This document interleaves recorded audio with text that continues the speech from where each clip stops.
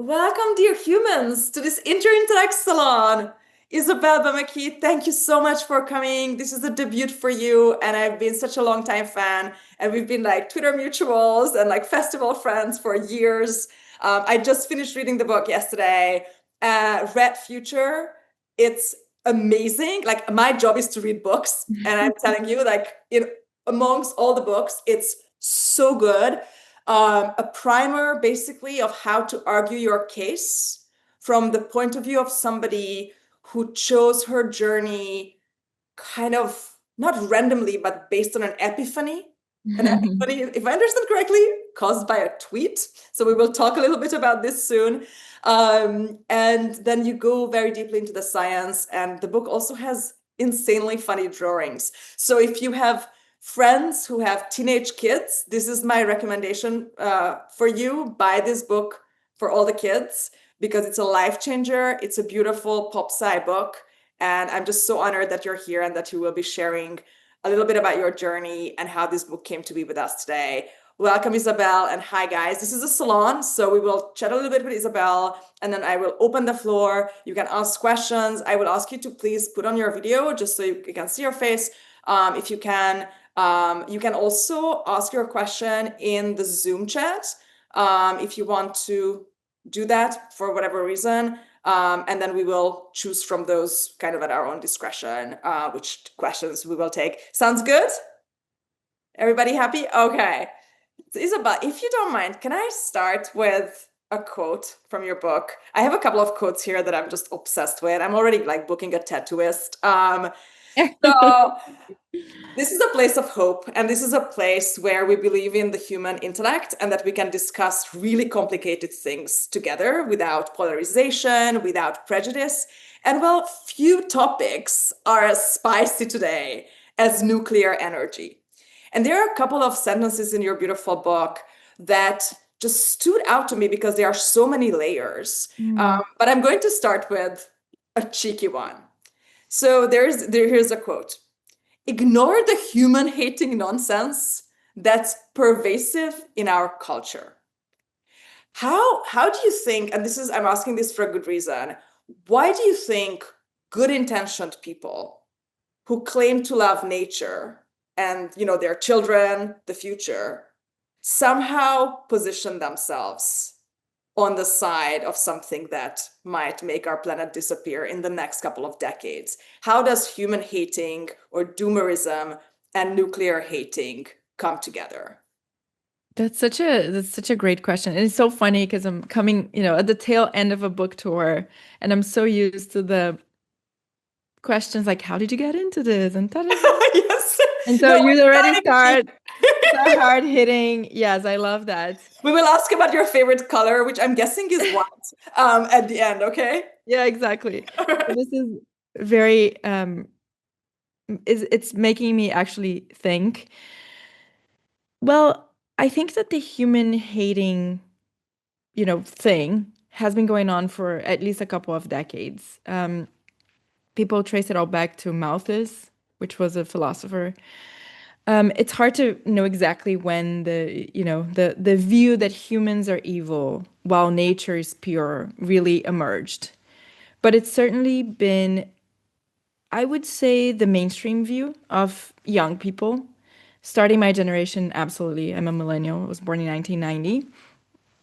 So I remember, being in my late teens, early 20s and thinking, the planet is this pure, beautiful thing, and we humans trashed it. We destroyed it. All the suffering that humans have is a punishment for destroying our beautiful planet, right? Which sounds very religious as well. So, there might be some religious seed in that.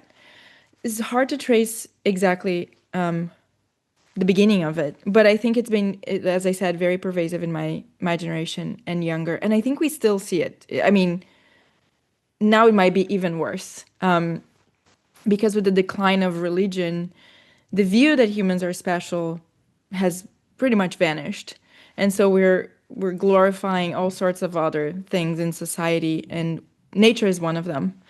And it's I mean, we were going to get into like 1,000 different conversations, but the way I try to live my life is not criticize and not focus on what's wrong, but try to exemplify as much as I can how I think we should behave. Um, and, you know, loving people and talking about how amazing humans are and highlighting the good in people, which I think you do such an excellent job at, is one of the ways to do that. But it's an incredibly powerful meme in our society. And I think it's going to take many, many years and many different voices as well to try and reverse that around. Because, it's funny because people say we have to save the planet, we have to save the planet, but save the planet for who? If it's not for humans, then who are we saving the planet for? For the whales, for the dolphins? Like maybe. And so this it's also a very confusing worldview, right? Because it's like we have to save the planet, but can I curse here?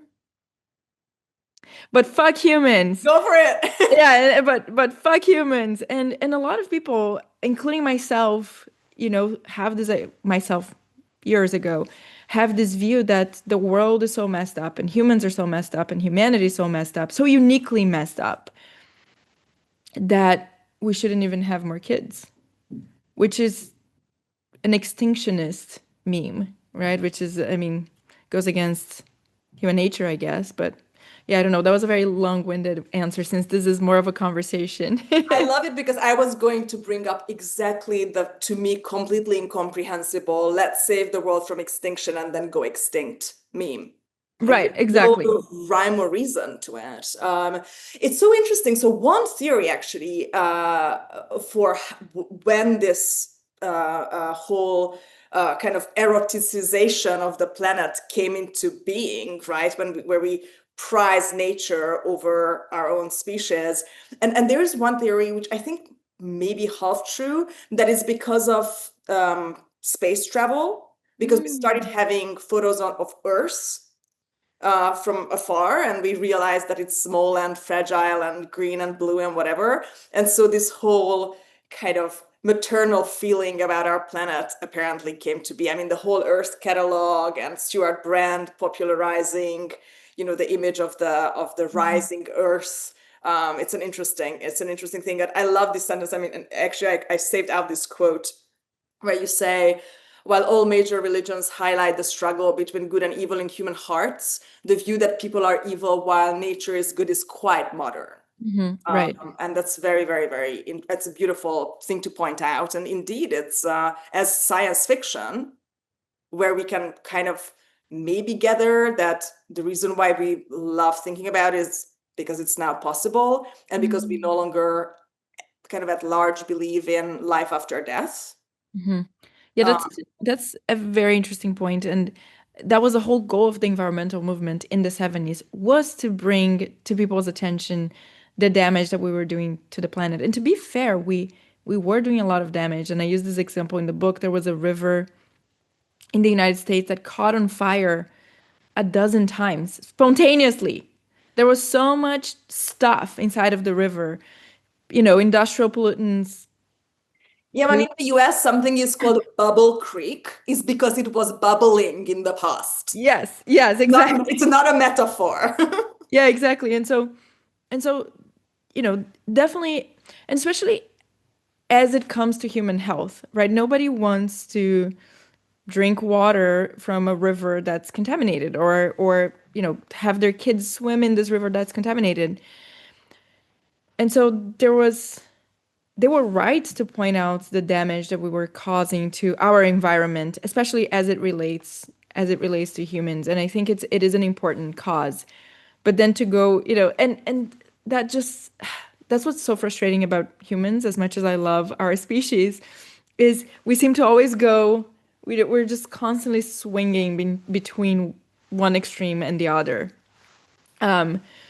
Because then, yes, this view that humans are destroying everything, and so we don't deserve to live, which is also funny because, climate change is not something that's going to end the planet. the planet will be fine. I mean, the planet has gone through ice ages and has gone through periods where there was so much carbon concentrated in the atmosphere that, there were these giant bugs. And the planet is going to be totally fine.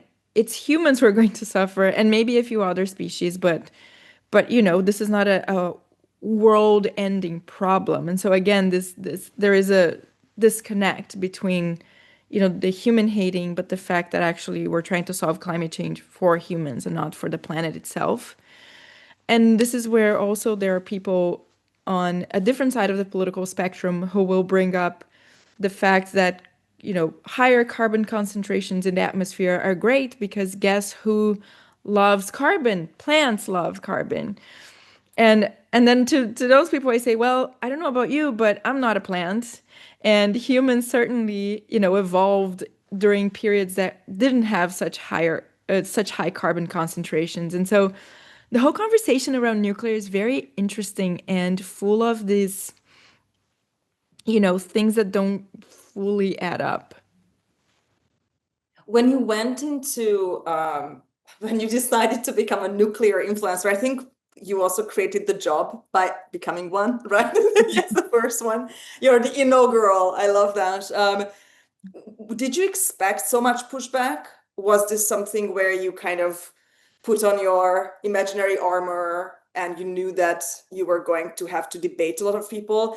Before the other joined us, I mentioned to you that I was so happy to find out that you were also deeply influenced by the Richard Dawkins book, The Greatest Show on Earth, which I think, and I'm a pro at this, it's the best written book by Dawkins. The Selfish Gene is also good prose, but in terms of text, it's extremely well written.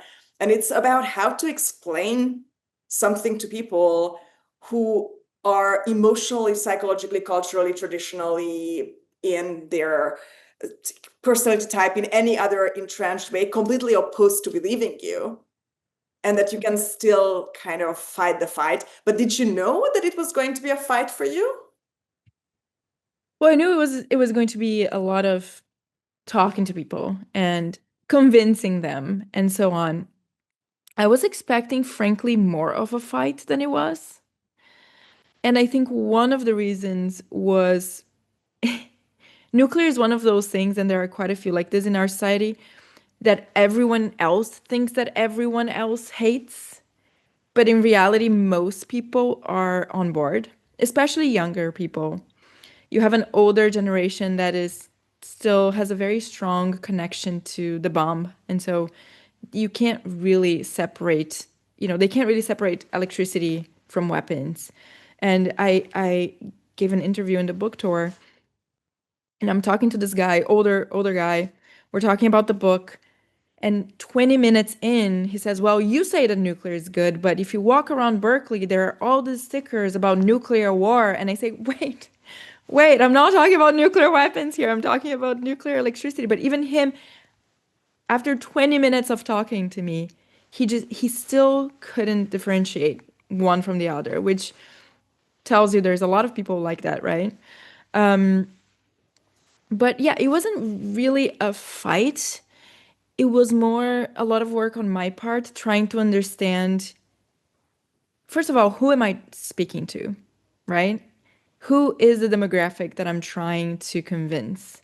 Because you can't speak to everybody. And to each political group, you have a different language, a different message, a different thing they care about. And so to me, it was more a lot of work on figuring out who my demographic was and how I could talk to them. And then once I was clear on that, it became a lot easier. And then here's the other thing. I don't do debates, and I'm not trying to convince the super anti-nuclear grandmother who went and, protested in the 70s. I'm not trying to convince them because I know I'm never going to be able to. Who is your demographic? Like, what did you find? And was it surprising in any way? So this is consistent in every country where this survey has taken place. Um, so in every single country, men tend to be more in favor of nuclear, and women tend to be more against. And out of women, progressive women tend to be the most against nuclear. And so if you read my book, you will get a sense for that. You know, the language, the illustrations, a lot of the things. So that was really the people I was trying to speak to. And, you know, I'm a female and I consider myself more left. And so I also understand the language and I also understand the arguments that can have an impact here. Hmm. I'm a woman and I'm left, and I don't because I used to live in Europe, which is by definition degrowth. And I really recommend deeply pairing the degrowth chapter of this amazing book with a strong glass of wine or whatever works for you.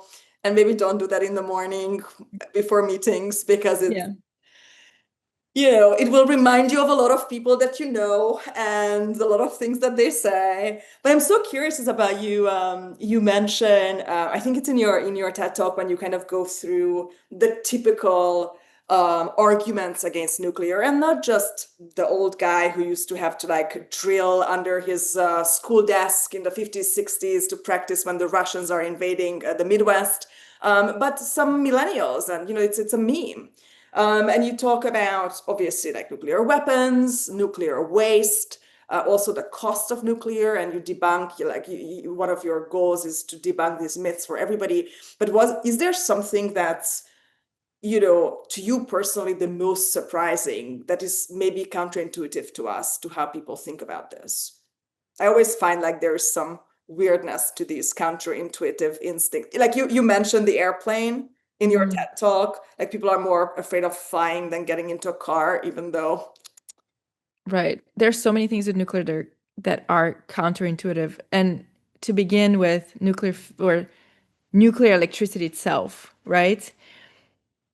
I mean, in a nuclear reactor, for example, you have to put water inside of the reactor vessel because you actually have to slow down the neutrons that come out whenever a nuclear fission event happens.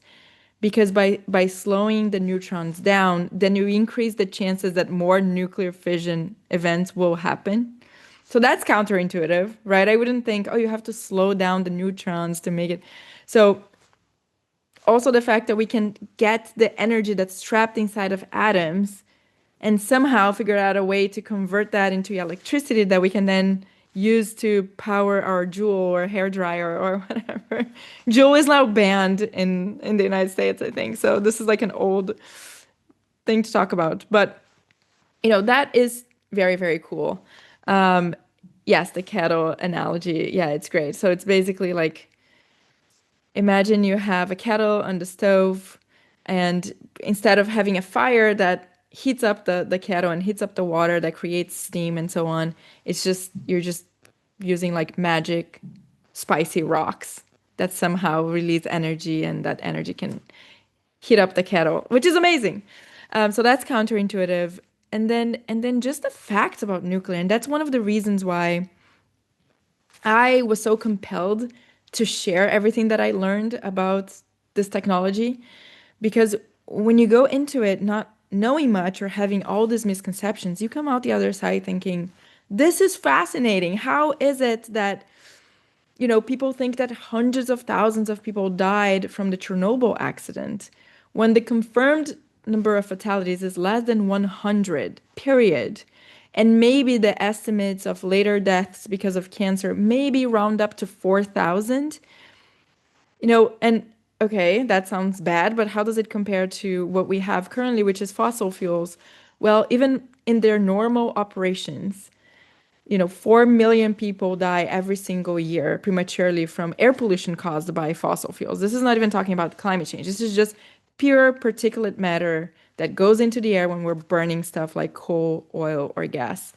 And so you would need at least 200 Chernobyls every single year happening for nuclear to be as dangerous as fossil fuels.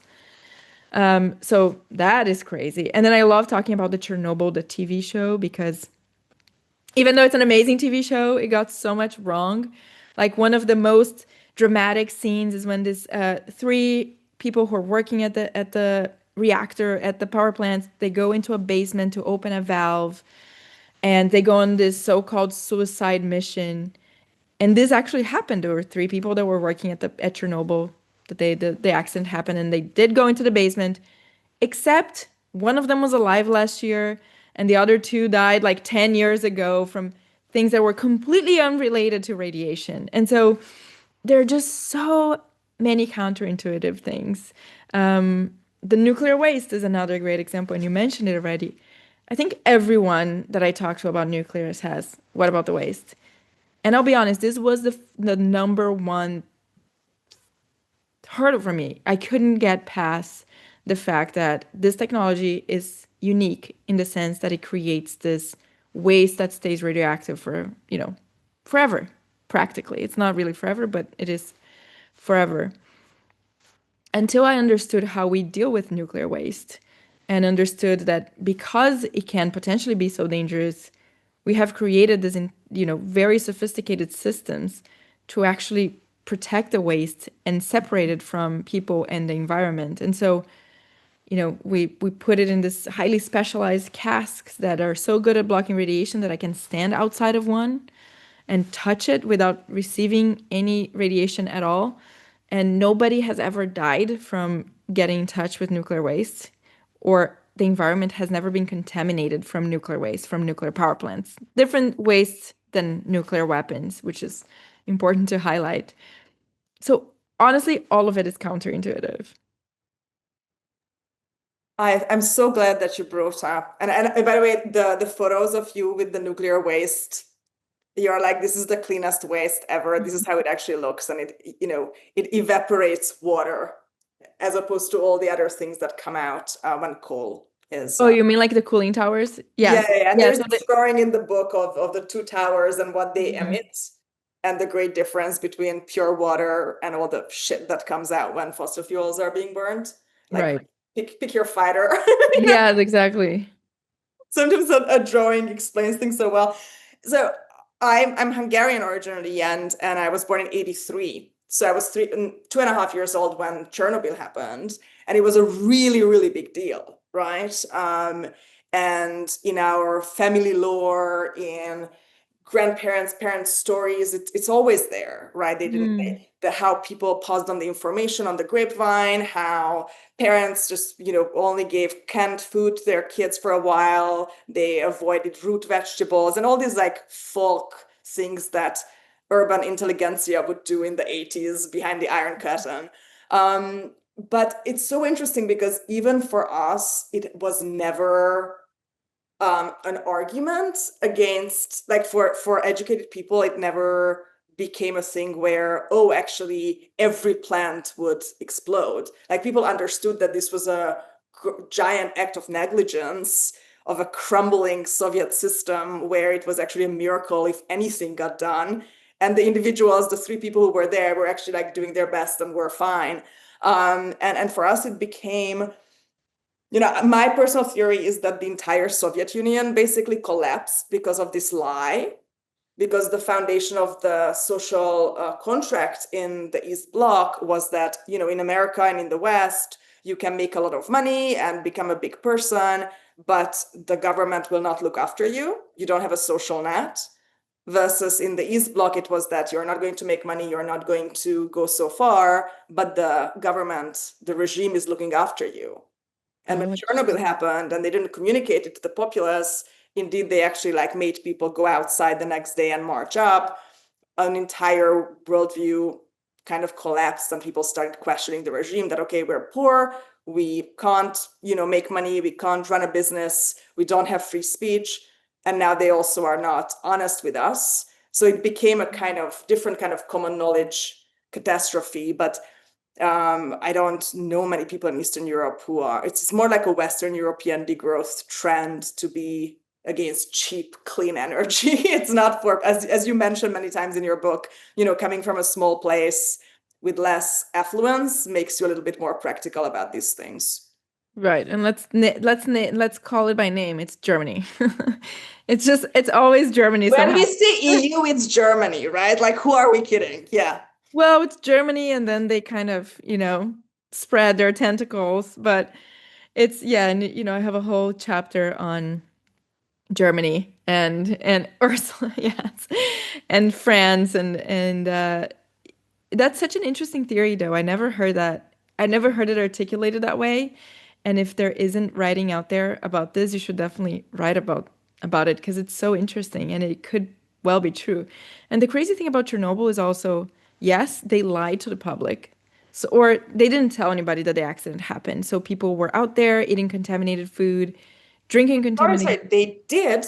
So it was the 26th of April 1986, and on the 29th, the first thing they said about it was, or at least on Hungarian state TV, Mm. was there was no explosion at the Chernobyl plant.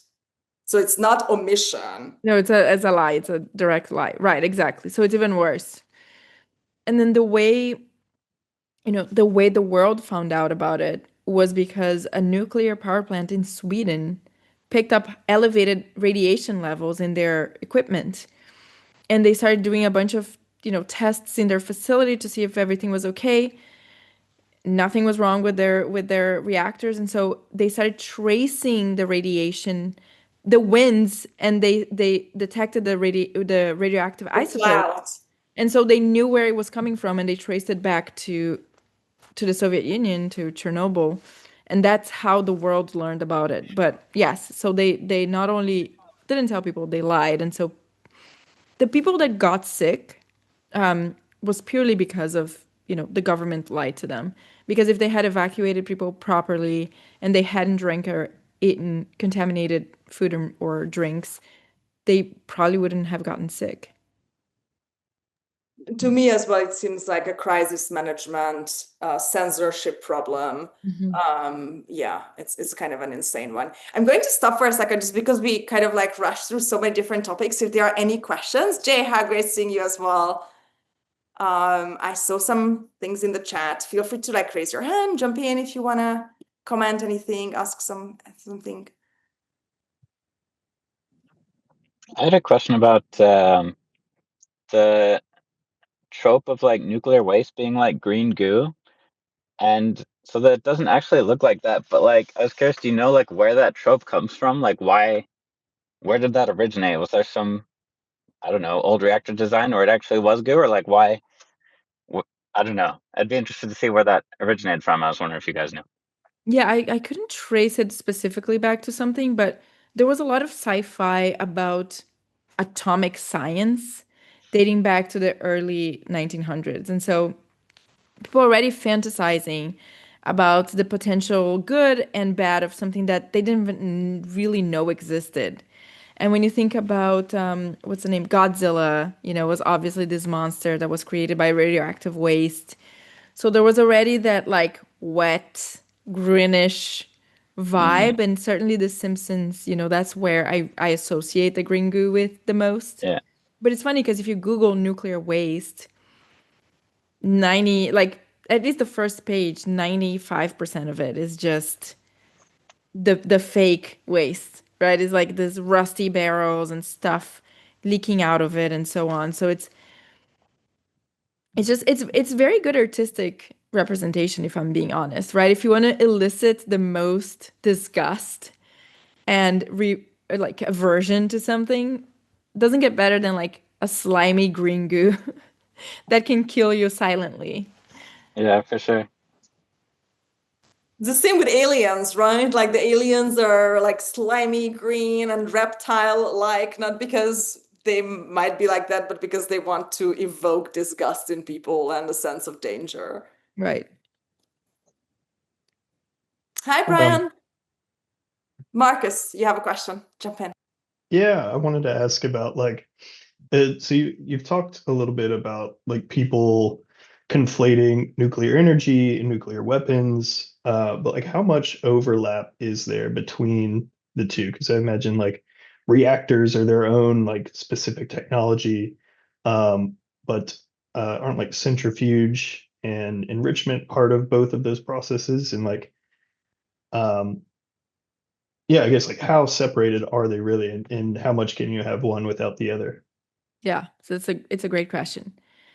So let's just go back to the dawn of the atomic age, really, and nuclear fission being discovered in 1938 in Germany. And so Obviously, we were a year away from entering World War II, and this discovery taking place in Germany was certainly not welcome news.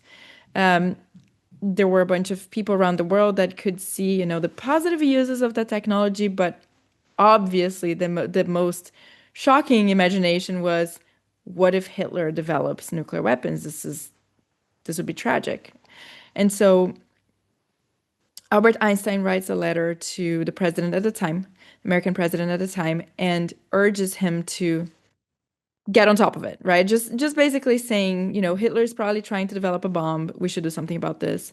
And that letter later kickstarts the Manhattan Project. And so the first use of nuclear technologies was the bombing of Hiroshima and Nagasaki. And so you imagine, I like to make the comparison to AI. And right now we're being introduced to AI through large language models, and we think of AI as this tool that is helpful and blah, blah, blah. And we don't have a mushroom cloud. We don't have an image of the worst possible uses of AI. We have through sci-fi, but it's different because we know it's a story, right? And in this case, it was a very real, tangible thing. This is the worst possible use of nuclear technologies. And so it's for obvious reasons that scarred an entire generation. But then, for 15 years after the discovery of nuclear fission, 1515, only governments could build and operate nuclear reactors. And these reactors were used for submarines, for research, and also for weapons production. Not every nuclear reactor can create weapons-grade materials. I guess you could, but it's, there are certain reactor designs that's not their most useful thing. But you certainly need nuclear reactors, basically, to create weapon-grade materials. So I would be lying if I said there is no connection whatsoever. There is a connection. And, I went into writing the book thinking, if only we had discovered nuclear fission at a different time, at a time of peace, in a different place, we would have nuclear electricity all around the world, and we wouldn't even have had climate change because this would have been solved in the 50s, 60s. And then I learned that the Cold War and, the fear that a lot of people went around the world, that especially in the United States, of nuclear attack at any moment, really galvanized people and inspired people to create an anti-nuclear movement that ended up pushing for the ban of weapons testing and also pushing for, non-proliferation, for countries to stop developing nuclear weapons. And then I learned that, we ended up creating the International Atomic Energy Agency, which was in charge of promoting the peaceful uses of nuclear, meaning electricity production, agriculture, some other things, while also stopping the spread of weapons. And so actually I came out the other side thinking, I'm glad this is how it ended up being, because what if we had developed this technology during a time of peace and everybody gets nuclear reactors and we have no guardrails around weapons proliferations, and all of a sudden we are living in a world where 31 countries have nuclear weapons. I think that living in a world where 9 countries have nuclear weapons is better than living in a world where 31 countries have nuclear weapons, because all you need is one accident, right? All you need is for one rogue person to start a nuclear war, and that would be bad for all of us. And so I would be lying if I said there were no connections. However, we have actually developed pretty good guardrails. So right now, if I'm a country and I want to develop nuclear electricity, I could theoretically do it all on my own, but it would cost trillions of dollars. It would take decades of work trying to start your entire program on your own. So the way you do it is you go to the International Atomic Energy Agency and you say, I want to have nuclear electricity. And they'll walk you through the process, and you will sign something called the Non-Proliferation Treaty, where you give the International Atomic Energy Agency oversight of your facility. So they can go, they can visit you, they can write reports on what you're up to. In most countries, it would be too much of a hassle to develop nuclear bombs. They would just rather have the electricity and have the help from American companies or other European companies. And so I think the proof is in the numbers. We have 31 countries in the world that have nuclear electricity and 9 that have nuclear weapons. And out of those 9, 7 of them already began with the weapons and then later developed electricity. And the other 2 just developed weapons without having an electricity program. So I think it's entirely possible to have nuclear electricity only.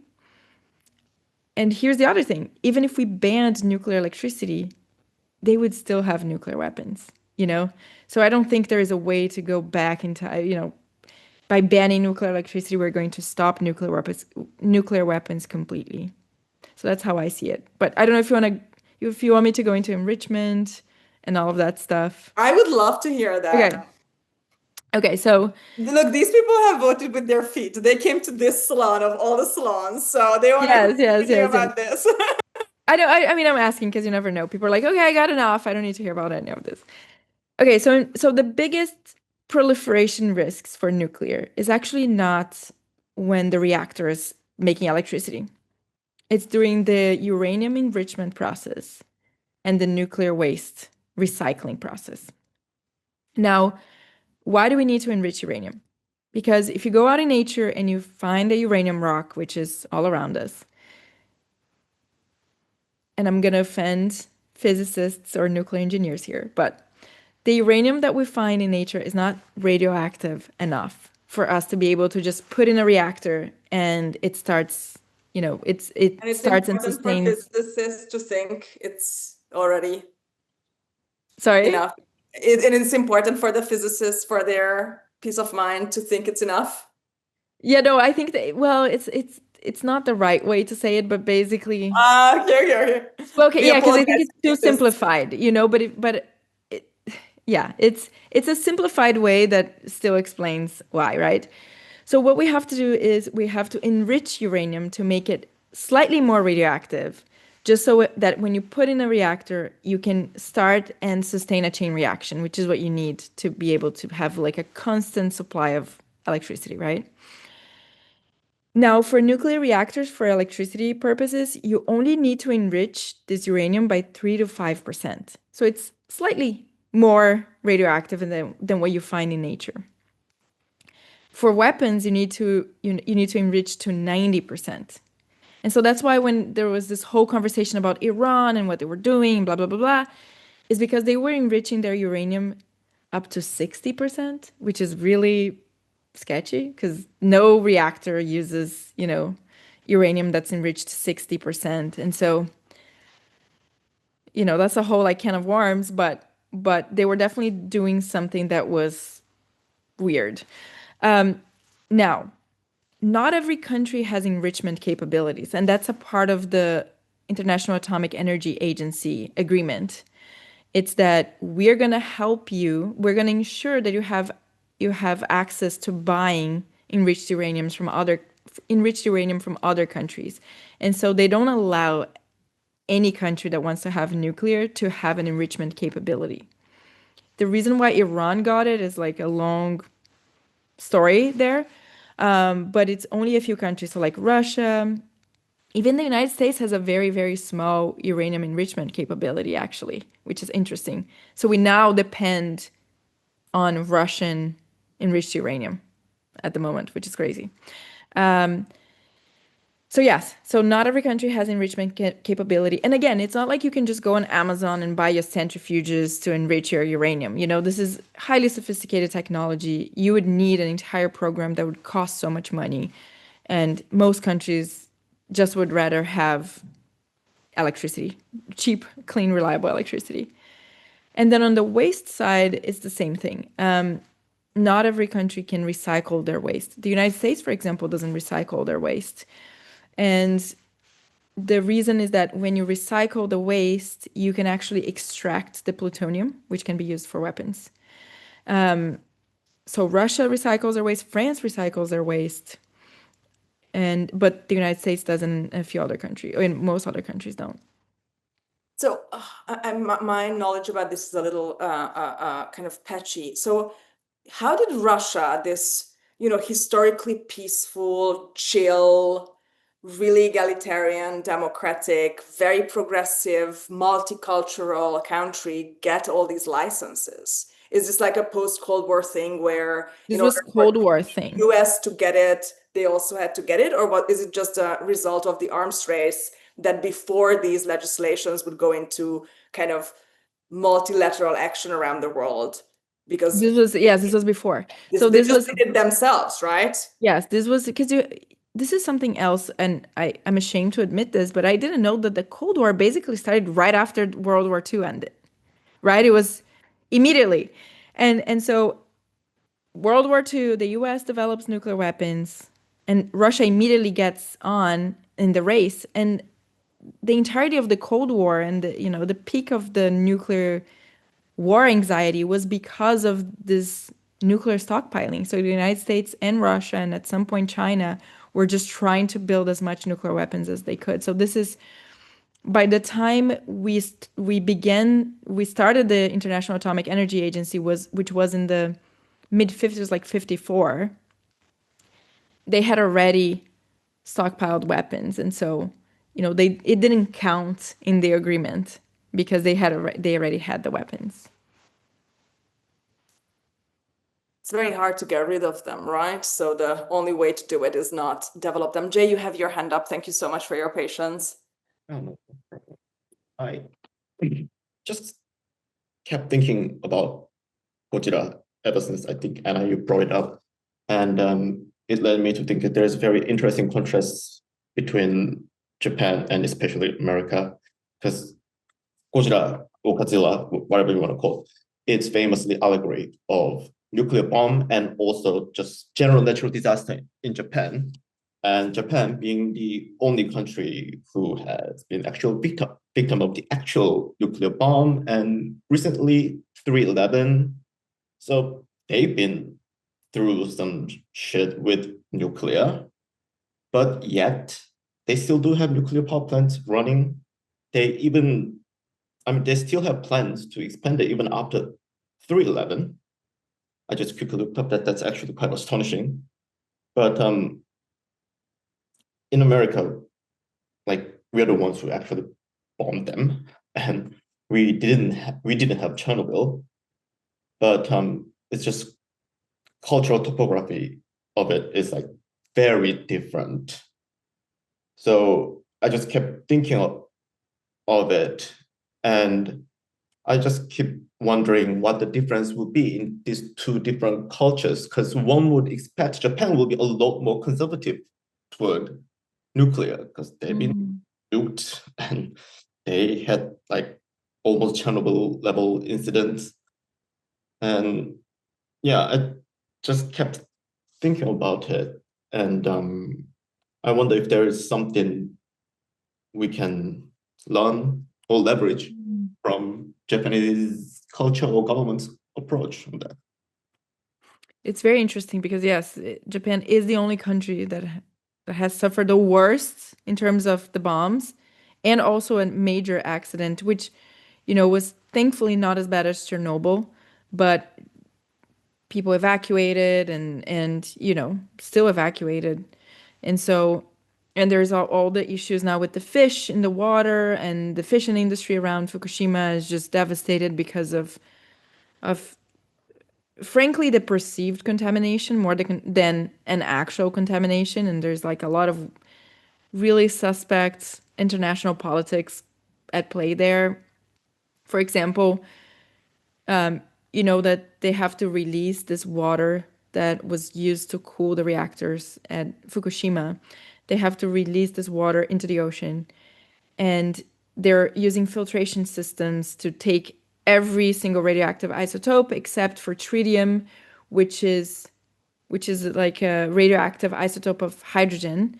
So it's very, very hard to take out of water because it is like water, and so it's very hard to separate. So they have to release this water that has tritium in it, and they're releasing in a way that the concentration of tritium is actually lower than what Chinese nuclear power plants are allowed to release into the water. And yet the Chinese government is applying all this pressure to prevent this release of water. So there's like all this weird politics going on that I can't explain. But I totally agree with you. It's fascinating. Here's another interesting fact for you. Chernobyl happened in what is now Ukraine, and Ukraine is extremely pro-nuclear. I think something like 40% of their country is powered by nuclear. They're trying to build more. Right now, last year they were doing contracts with American companies trying to build 9 nuclear reactors. And so interesting, right? You would think these are the most anti-nuclear people, but I think in the case of Japan at least, it really goes back to necessity. Like it's a small country, you really can't do solar or wind. I don't know hydro capabilities, but I don't think it's very good as well. And I don't think Japan has a lot of fossil fuels as well. So it's like, how are we going to keep the lights on? You just go back to the basics. And this is where the United States can have these luxury beliefs, right? Because at the end of the day, we have a bunch of gas and coal and we can keep the lights on. So maybe it's not even that. Maybe it was the case that we had the benefit, or we could turn away from nuclear because we would still manage to keep the lights on in the United States, versus in a country like Japan, you actually need nuclear. And right now, the country is in the process of restarting a bunch of plants. And I think there's somebody who's running now, prime minister who's running now, extremely pro-nuclear.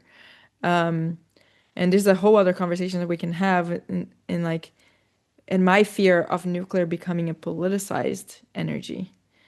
But yeah, it's fascinating. I always find that approaching from a scarcity and empathy point of view really reframes the conversation. In one of the videos on your Instagram, you're parodying people who are like, "We're doomed," and like you say, everybody's whining, and then you roll your eyes, and it's really quite annoying. My podcast, The Hope Axis, actually started when I was at this event in New York City, like Upper East Side, in a palace, basically, with all these editors and writers, essayists. And they were talking about how we're doomed. This is the end of the world. There's nothing to hope for. There is nothing to build. And these were spoken by people with like children, and who founded magazines and stuff. And I'm like, then why did you I don't believe you. And at some point in the conversation, they were talking about energy and how, just wait for Jesus to come again. Like I'm literally quoting. Really? What? Yeah, just wait for Jesus to come again. That's what people need. People don't need like another company or establishment or factory or even electricity. And I remember I'm not an electricity advocate and I'm not an energy expert, but I asked them like, go to a tiny village in Hungary where people don't have reliable electricity and tell them that don't worry, Jesus will at some point come back. Like it's not going to keep the lights on. And this is why this is the same in technological innovation. It's necessity that drives people forward and stops you from indulging in luxury beliefs because you don't have the luxury. And I find that a lot of us, immigrants here who come from maybe less privileged places, we can just talk about the lived reality of other people who actually do need these things. Like you can talk down on social media, you can talk down on therapy, you can talk down at how dysfunctional universities are, where for some people, those things are connecting them to the world, to a trade, to the economy, and cutting them off because you don't like them, in New Haven, Connecticut or something, is kind of your own problem. So I'm so curious about basically your science communication philosophy. Do you see yourself as today's Carl Sagan? Is this something? We had his daughter. He has Sasha wrote this incredible book, and we had her for a salon. It's absolutely beautiful. But this is what we're talking about, is basically explaining to very privileged people how not to fuck up the world because other people are trying to use it. So how do you, for yourself, do you emphasize this often? Do you find yourself as the voice of reason and reality when you are talking to high-level prestigious decision makers who may never have had to buy, a gallon of milk themselves in decades, or who have never heard no in the past decades. How do you frame that, and how do you keep sane? Well, first of all, I would never consider myself a Carl Sagan. I mean, that nobody is a Carl Sagan. Only Carl Sagan was Carl Sagan, and he's deeply missed. And I love his daughter, and her book is beautiful for small creatures such as we. So no, I don't consider myself. There's so many questions there. Okay, so my philosophy really is I try to be useful, as useful as I can be at any given moment. And at the time, I wanted to be a part of the solution to climate change. And when I looked into solutions, I saw nuclear and realized there was this massive disconnect between public perception and reality. And I felt like I could take a stab at trying to translate all of the complex science and, technical aspects of it into something that people would want to learn about, even not just be able to learn about, but want to learn about. I think it gives me a lot of credibility to be able to say that I grew up in a small town in Brazil, that I grew up without access to air conditioning and heating and laundry machines and dishwashers. And so I'm able to talk to people who never had that experience about what that life looks like. Because, when you grow up with water, you can't even comprehend what life without water is like. And it's the same with electricity. When you grow up with constant access to reliable electricity and to all these luxuries that make life easier, you truly cannot comprehend. And this is one of those things where diversity actually matters, because if it was a white man in America saying the same things that I am saying, but without the lived experience, it wouldn't resonate with some of these people. But the fact that I have that background is incredibly helpful. And I just try to,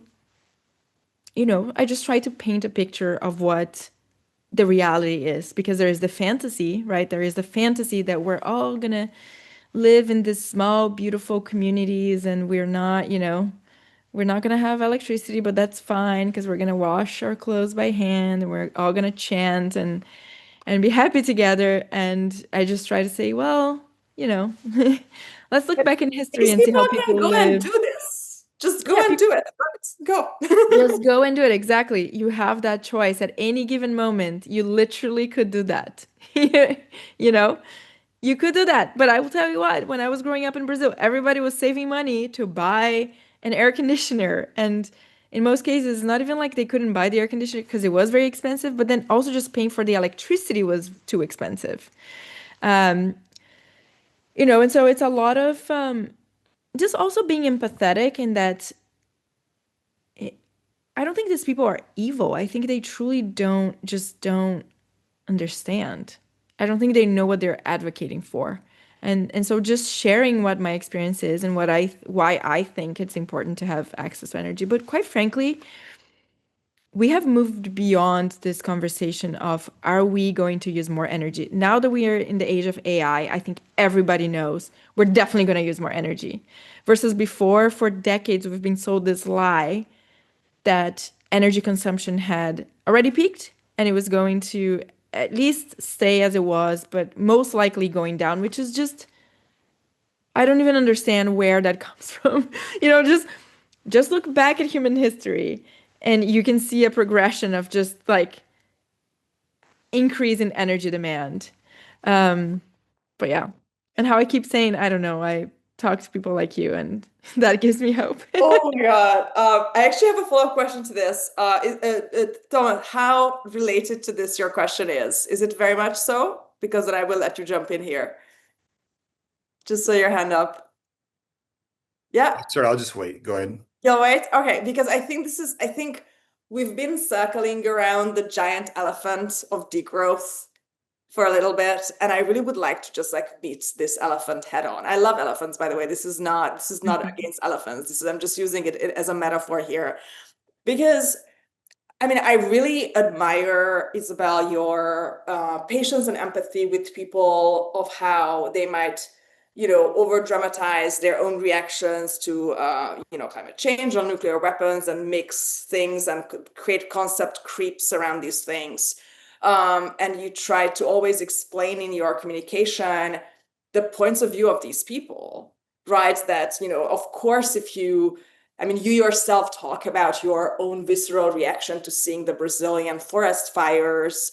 And clearly, a lot of people have soft spots for the whole of our planet, but a lot of people just respond so strongly when it happens where they're from, right? Like I was listening to California friends, and they felt like they were on fire themselves, their own bodies, when they are looking at fires from their homeland. It's like it's kind of an extension of our physical existence. And so you understand that. Of course, you understand, people who fear nuclear weapons. Like we would be crazy not to fear that the chances for nuclear war is never zero. It's never zero, right?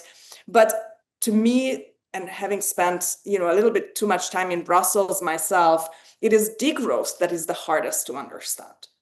Because I lived in Western Europe as an Eastern European, where of course, like we wanted to have the washing machine and you want to have the university degree and you want to work with AI, you want more and you want the future. And so for me, not just seeing Western Europeans doing the community garden, home birth, no shaving, vegan, no vaccination thing, which is like, go for it, just don't talk to me.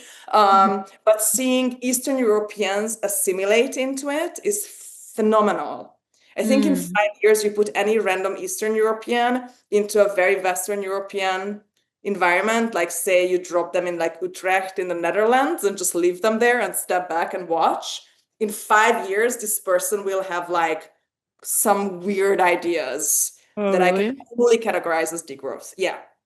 Oh, that's so interesting. Well, and their apartment objects change. It's kind of like there's a Bret Easton Ellis book where his house transforms object by object and brick by brick into his childhood home. And this is what happens to Eastern Europeans. Like they have like normal objects at home, and like cut to 5 years later, and they like hand wash the nappies for their babies.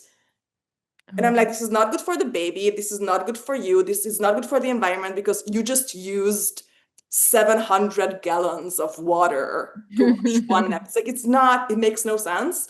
And then they go out and drink unfiltered beer that they made themselves and talk about the raw milk. I don't know. It makes no sense to me. So how do we make sense of that? I'm asking you because you have a chapter about this in your book. So you are now officially an expert. Please, Isabelle, explain degrowth to us like we are five, because we are five when it comes to this. Well, I can explain what the philosophy is, right? And the philosophy is that to solve climate change, and it extends even beyond climate change, is to solve all of our problems as a society. What we have to do is produce and consume way less of everything, of energy, of products, home products, everything, right? Because we're mining too much and extracting too much from the earth, and we're just causing all of these problems. I think at the end of the day, and I talk about this in the book, degrowth is really a critique of capitalism. And it's more of a critique that capitalism promised all of those things, and it delivered in the sense that, yes, we have laundry machines, yes, we have access to these cheap products that we can buy, we can buy on Amazon, and 2 days later we get it in our homes. And I think, this is me being very generous to them, I think what they're saying is, we're still not happy. We have lost, we have lost our connection to the earth. We have lost our connection to each other. We have lost these family traditions. And, this is something that really, I think, manifests itself when you're talking about your friend. All of a sudden, hand washing, the diapers, right? The cloth diapers. It's almost like, wait, yes, that made my life easier, but I'm not happier. And this is like a whole different philosophical conversation that we can have, right? Of like, okay, now that we're here and we have the things that make our lives easier, and we have all this free time to now try to learn something new or work on our creative projects. Are we actually doing that? And are we any happier? Or are we actually just using that extra time to fight each other on Twitter and go down these really crazy rabbit holes and become radicalized in all these different ways? And just, is this worse for society somehow? So I think if I'm steel manning the argument, this is what they're trying to get at without actually getting there. But I think this is the argument, and I see that, but I also think it's like, well, how about we now work on solving this problem instead of thinking, let's just go back to the thing we know for sure was shitty, like spending 4 hours hand washing clothes and stuff like that. And by the way, when women had to do those crazy types of housework, they were also not producing great novels and great creative projects. There are famous works of like early feminism about this. It was the other women who didn't have to do that, the aristocrats who were Right, doing it. exactly. And what happened is like we all now live better than aristocrats used to.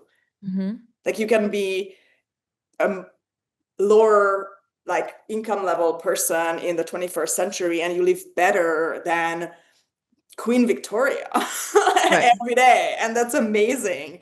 But that's the thing, right? As you move up, and this is like Maslow's hierarchy of needs. As you move up, it's almost like you unlock this new thing to be unsatisfied about or dissatisfied about, right?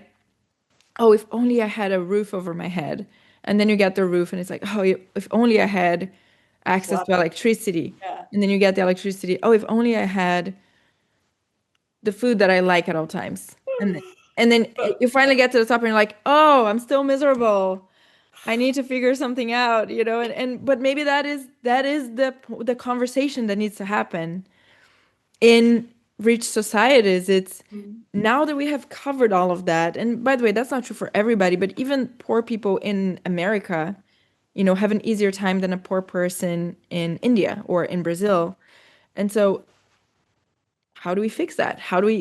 And by the way, once AGI, if we ever have that, once we have that, that's going to be a huge topic. What are humans for? And what do we do with our time? And how are we even capable of, gearing towards constructive creativity, positive things instead of just destroying ourselves with civil war, which basically seems to be the outcome every single time.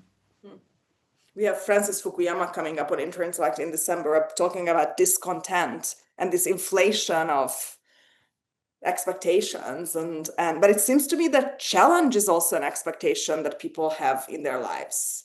Like we want to feel like we're on a quest, and some people take on a big beast like yourself. A lot of people just want something small to kind of feel triumphant in their lives, to have a life story. Our good friend Alex Danko, who is now editor at A16Z, he has a whole thing about seriousness, not in the Catherine Boyle way, but in the sense that the biggest flex in like Western affluent society is that you're serious about something. And that a lot of fitness influencers, people who learn 17 languages a month on Duolingo, what they are signaling is that they are serious because there is a kind of scarcity. But what surprises me about degrowth is it's not just about less consumption, but also about less production, which to me seems very, first of all, economically dumb, and I can't math it out. And it also seems kind of anti-human. Like you talk about what I often talk about, which is that, anti-intellectualism, anti-productivity are anti-human because humans are by default intelligent and active and productive and constantly looking for something more to make and sell and connect. Like this is like built in. And cutting that off or blocking it is like a kind of socialism that I have. It really is. It is socialism in disguise. And I think if you dig deep enough, you get to socialism. And that's why I say it really is a critique of capitalism. And I think there are many critiques of capitalism, right? Including the destruction of the environment. a company is always incentivized, like nuclear companies, if there wasn't the regulations around waste and stuff like that, they would be incentivized to dump their waste in the ocean or something like that, because that's the cheapest way to deal with it, right? And as we talked about before, the environmental movement, companies were dumping their waste into rivers. So there are so many critiques, but I think you touched on something very interesting, which is it is also the system that for some reason works the best with this human need to produce, to create. And it's the thing, it's almost like the very flawed financial system that found a way to reward productivity instead of apathy and destruction. I don't know if that makes sense, but That makes perfect sense. I had this horror moment. I was jogging with an economist in Brussels who works for the European Commission, and she explained to me, I was just incorporating Interintellect and raising venture capital to build out this company. And she explained to me that I should not start a company because already so many companies exist. Mm. And I was like, it doesn't even make, I stopped and I was like, okay, now let's calculate this. It made no sense. But it's the same as don't make more babies because there are already enough babies. Just adopt one. It's also like a lack of, it's really a lack of just imagination and creativity on what problems you can solve. Because there's so many problems. I was just Hannah Ritchie, who is a data scientist. She works at Our World in Data, which is very hard for me to say as a Brazilian native. And she wrote a book recently, and she talks about this thing called contrails, which is not chemtrails, but it sounds annoyingly similar, which is basically a lot of the warming caused by aviation doesn't come from CO2 emissions, or it comes from these things called contrails, which are this like trails behind the plane. And by the way, you can just change the elevation to diminish these contrails. And so this is such an easy fix. It's not it's not like the thing that's going to solve climate change, but it's like an interesting thing of this person who found this out and was like, I'm gonna work on this problem. And there are problems that are in your home, right? Maybe you want to make your relationship with your parents better or with your sibling or whatever. There are problems in your neighborhood. There are problems in your city, country. I mean, there are so, at every level that you look at, there are so many problems to be solved. So, and that's why when people ask me what's the one thing that you want people to leave with when they read your book, instead of saying, oh, nuclear energy, I just say the one thing that I hope people live with is that there is hope if we adopt this mindset of problem solving, and that we can do things. We are able to create the future that we want. Because if it's like, it's so cliche, but it's entirely up to us. We are the people building the future. And if we just adopt this mindset that, oh, why start something else? Why work on this thing? Then nothing's going to get done. Amen. Thomas, thank you so much for your patience. Oh, no worries. Thanks for the opportunity. So one of the things that I think that is really compelling about your message, that's kind of baked in. By the way, I just watched or rewatched We Are as Gods, the documentary about Stuart Brand. And one of the things that I constantly think about is something that David Deutsch talks about, is that people have this idea that there is a benign relationship between humans and Earth and humans and nature. But in fact, it's quite the opposite. It's entirely hostile, that the Earth is completely hostile against us. Um, and that we weren't really meant to survive if we didn't have our intellect to do it. And I wonder, how you bridge sort of, communicating this duality, like you said, right? Like nobody thinks like, it's free for all on nuclear science. What we're saying is like, hey, we have some big problems we can solve with this, and we can get to a better place with it. But how do you bridge that duality of telling people like, no, you've got it wrong. Like we're not screwing up the earth. We're protecting ourselves from the earth. Well, I think one way that I do it is really explaining the benefits and the positive impacts of nuclear. I came into it purely from a climate perspective. And then after I learned everything from, how much you need to mine to build nuclear power plants and to fuel the reactors, how many workers work at a nuclear power plant, the positive impact in the communities. The closer you get to a nuclear power plant, the highest the level of public support because people actually see the benefits to their community. I'll use Diablo Canyon in California, which is the state's only nuclear power plant for now. It employs 1,200 people. And these are high-paying, stable jobs, union jobs, which the left should be crazy about, right? So when I started looking at nuclear from all these different angles, I realized that it's truly, when we think about technological progress, it's such an example of actual progress.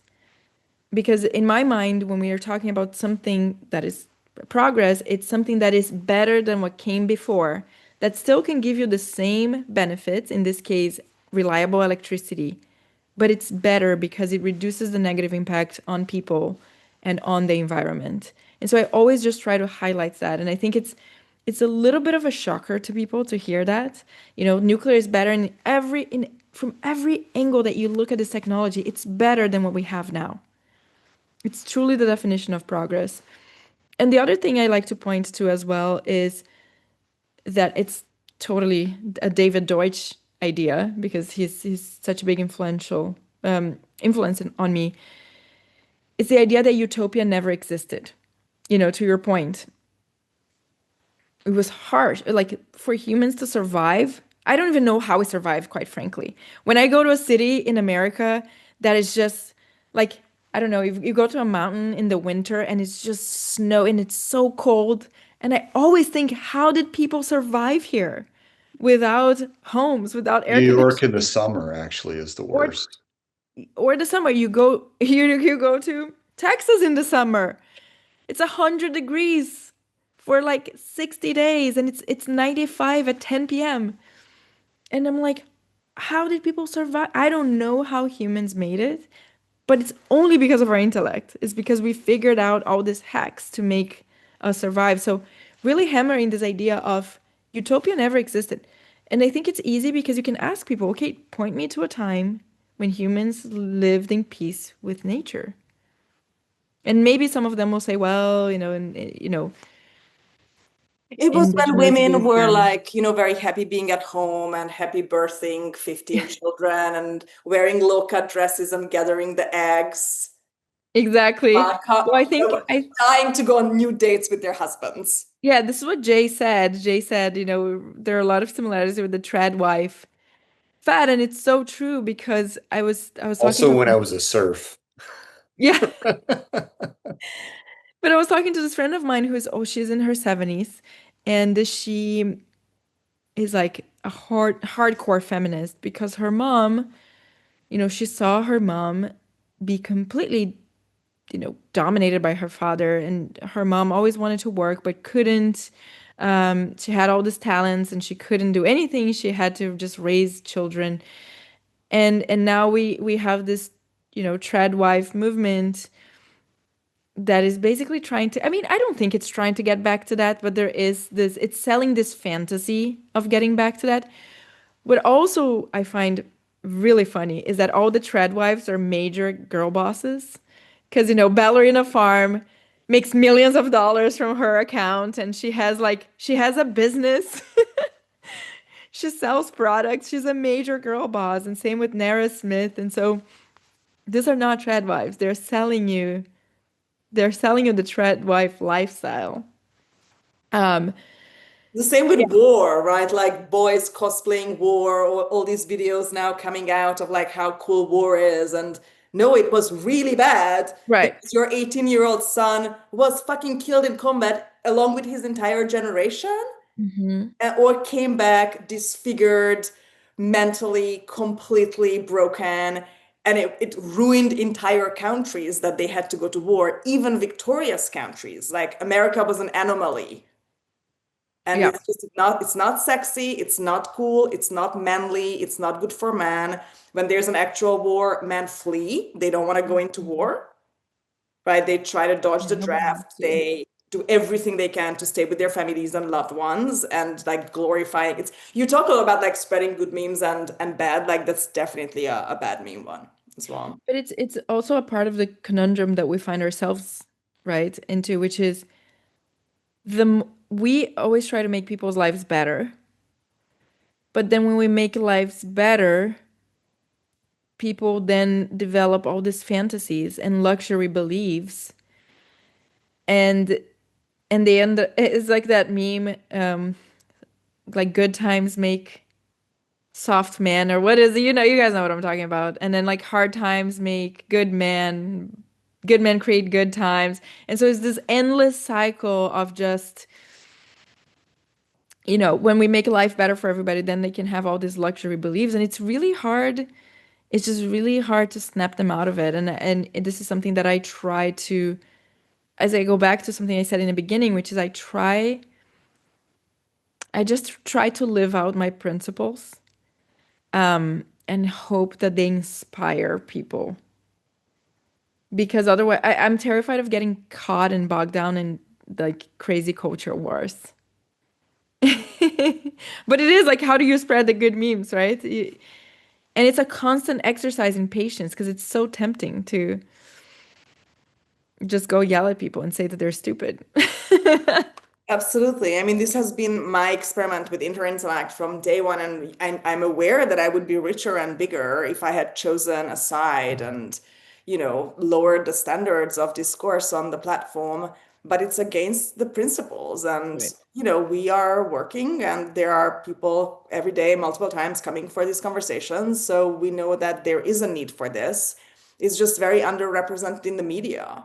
What you're talking about is also so inspiring to me in the sense that actually far fewer people are anti-nuclear. It's a kind of common knowledge disaster where everybody thinks that somebody else is against it.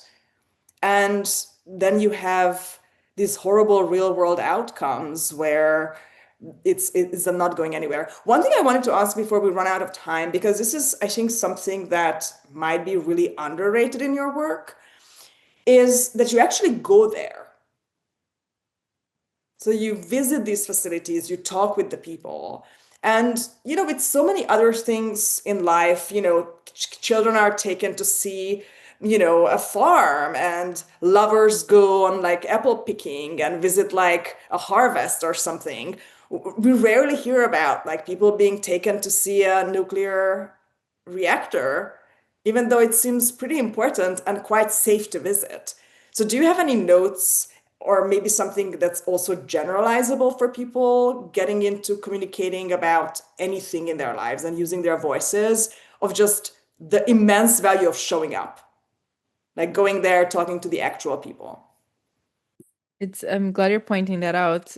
One of the things that I realized very early on is perhaps the main reason why people fear nuclear so much, even though it's one of the safest sources of electricity, undeniably, is because they never hear about nuclear power plants in their daily lives. I mean, people, myself included, I get home, I just, click the light switch, and I'm not thinking, well, this electricity is coming from this power plant that is a coal power plant or whatever it is. So nobody thinks about nuclear power plants. The only time they think about a nuclear power plant is when they make the news. And the only time a nuclear power plant makes the news is if something bad happened. So an accident, an incident, however minor it is, right? And so what happens is people create all these fantasies about something. And the nuclear waste is such a big part of this, is because they've never seen nuclear waste. And so, yes, for all they know, it looks like green goo that's just coming towards them.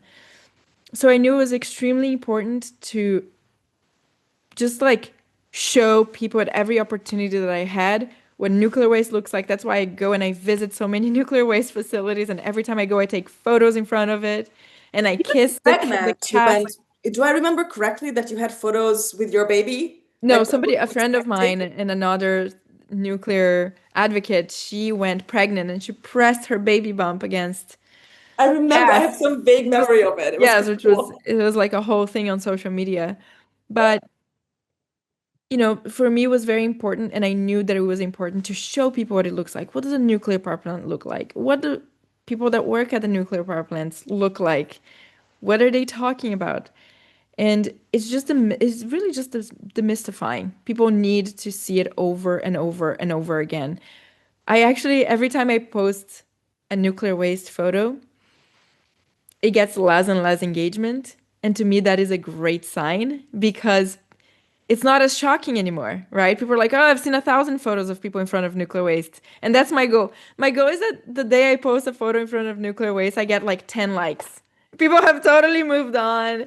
I don't need to do this anymore. That's when I'm gonna know, okay, my job is done here. I don't need to post more photos in front of nuclear waste. When it's like when it's a tree falling and nobody hearing Yeah, it, you they're wow, like, cool, good for you. job done. Yeah, Do you think exactly. that AI will complicate this differently in different places? Like you have, the EU, by which I mean Germany, which also runs Brussels, right? Just like let's be clear about this. Actually, the fallen German aristocracy runs Brussels, right? The noble, like Ursula von der Leyen, these are the nobles, pre-Second World War nobles. It's a whole, there's an interesting story there. So, they hate both nuclear and AI. So it's going to Okay. go really well for them, like in the As next always. decades. But in like maybe saner places, do you see people waking up one day and be like, oh, ChatGPT is too slow, let's build a nuclear reactor? Or what will be the kind of connection between these two fears? Well, the two fears to me are more just technology in general, technology that I don't know. And by the way, I have to say I am concerned about AI in the sense of, we don't know what the worst is. The worst could totally be life extinction, human extinction, or it could be that we just fry our brains even more with endless AI slop content, like an endless stream of AI slop. And so it's something that I think about. How can we put some guardrails in place? How can we use the nuclear weapons example to put some guardrails in place here? So I don't think it's completely unfounded, the fear, but I think it comes from the same place of technology, scary, let's ban it. And Europe is pretty good about that, is, just banning everything. They pay so many unfireable bureaucrats, and they have to find something to do, Isabel. You have to understand. There's an Exactly. entire city dedicated to them. They have nothing to do, so they are like always finding something. To be fair, they need to create fake stuff for the fake jobs. So it is a need in society. Otherwise these people would have even more free time to fight on X. The 2 hour lunch break is not enough. 2 hour lunch breaks with red wine is not enough not enough for them. Any more questions? We have like 1 minute left, so I allow one very short question. Yeah, Marcus, go for it. Yeah, yeah, to end on like a happier note, I mean, we've talked about like AI, Hey, nuclear how is Brussels not a weapons. happy note? Long Uh, lunch. but like what is like the sexy, like what is like the amazing use case for nuclear? Like, is it just like electricity replacement, or is there something in like the density of the heat and energy that like allows us to do something different? Is this like uh moon and Mars colonization? Is there something on Earth that like, nuclear is very specifically suited for, that is like an amazing use case? Oh, there's so many. Not specifically, but I focus more on electricity just because that's the biggest use, right? Because we can replace all electricity generation basically with nuclear. But yes, we can have nuclear reactors that have extremely high temperatures. So again, we can also replace a bunch of fossil fuel that heat stuff for industry, like making papers and fertilizers and stuff like that. And then very, very cool uses like space exploration, like you talked about. One of my favorite stories is that the Opportunity rover that landed on Mars. was actually powered by solar instead of nuclear. Usually rovers and probes are powered by nuclear batteries. These are not electricity. These are completely different technologies, but it's still nuclear batteries. And this rover specifically, they were like, no, let's build a solar powered rover. It lands on Mars, and a couple of months later, the solar panels get covered with dust because I don't know if you know, Mars is very dusty, and the rover dies. And so now they're back at powering all the rovers with nuclear batteries. But like Voyager 1 and 2, the probes that are now in interstellar space that were launched in the 70s were powered by nuclear batteries. And to this day, they're still out there sending, I think they just recently maybe stopped sending data, but they're still out there. And then also for just rockets as well, you can have nuclear thermal propulsion that would actually cut down the travel time to Mars by 50%. And this is very important for things like radiation exposure, because astronauts get exposed to a bunch of radiation in space because we don't have the atmosphere to shield us from cosmic rays. And so this is one of the biggest concerns is when they're traveling, they're being exposed to a ton of radiation. So cutting the time to get to Mars by 50% is pretty good. But then also we get to Mars faster. And then also powering colonies. Again, solar panels wouldn't really be great on Mars. Lots of dust storms, so you have to find a way to clean the panels up. But then also just transporting from Earth all of the solar panels that you would need, plus the batteries, right, to power a colony. It's much easier to have a small nuclear reactor, and this is something that, the US government is working on, and there are a couple of companies that are working on nuclear for space exploration. And then submarines, obviously, as Jay mentioned. So US submarines have been powered by nuclear since the beginning, basically. And now, so US submarines, they can use fuel that normal civilian nuclear power plants can't, that this fuel is actually enriched to like 70% or something crazy like that. But what that means is that they can run the submarines for their entire life, which is 40 years, without ever having to refuel. So imagine they can literally, if it wasn't for the fact that they have to bring people up to the surface and like get food and stuff like that, they could literally be submerged for 40 years, which is really like a cool fun fact. So this is the most unscientific view that I have. But let's do a thought experiment for a second. If an alien civilization came and visited us, we just know that they use nuclear. It's not like a question. We're like, yeah, you use nuclear for something, for space exploration, for something they use nuclear. So I think it's definitely a very future-oriented and cool technology. Thank you so much, Isabelle, for being here with us. Everybody go read Rad Future. It's so good.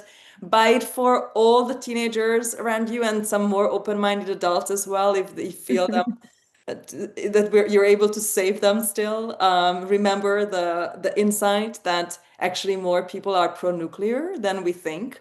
It's more like a faulty assumption. Isabelle, congratulations on your work and what a big milestone this is for you, the TED Talk, and now 3 years later, this incredible book.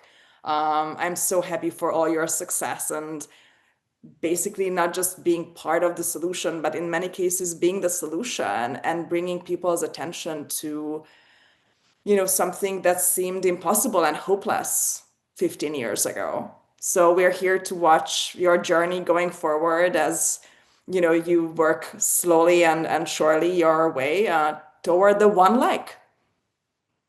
Thank you so much. Those are very kind words. And thank you, everybody. This was a great chat.